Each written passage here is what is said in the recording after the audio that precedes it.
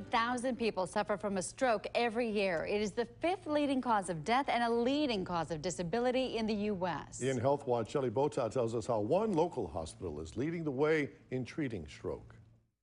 Aurora BayCare Medical Center has our region's first and only comprehensive stroke center.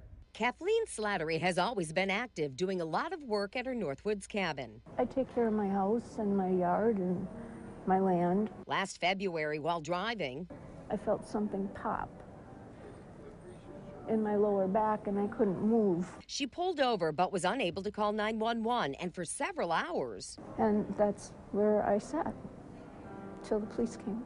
Kathleen was rushed to Aurora BayCare Medical Center and was treated by the Intervention team and interventional neurologist Ziad Darkhabani. The hospital offers the first and only comprehensive stroke center in our area. It means 24/7, the hospital would be capable of managing sometimes multiple strokes at the same time, of all different kind of stroke, regardless how complex the stroke is.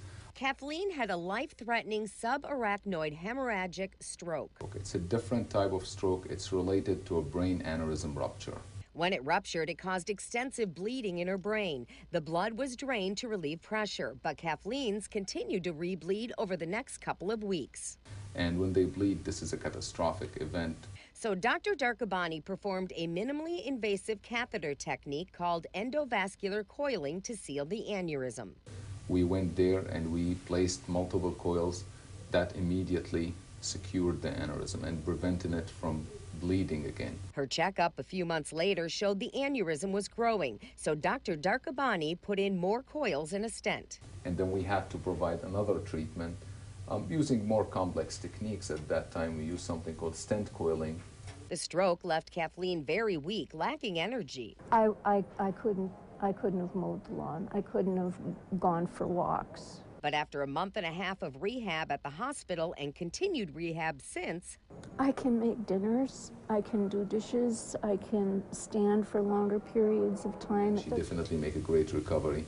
Kathleen is back making plans to work on her cabin. I don't think I would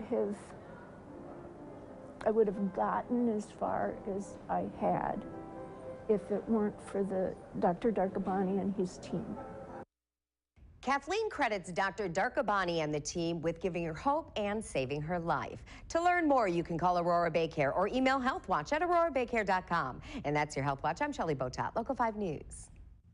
Thank you, Shelley. Imagining knowing your child is sick, but not knowing what the cause is. See how researchers are unraveling medical mysteries tomorrow in Health Watch.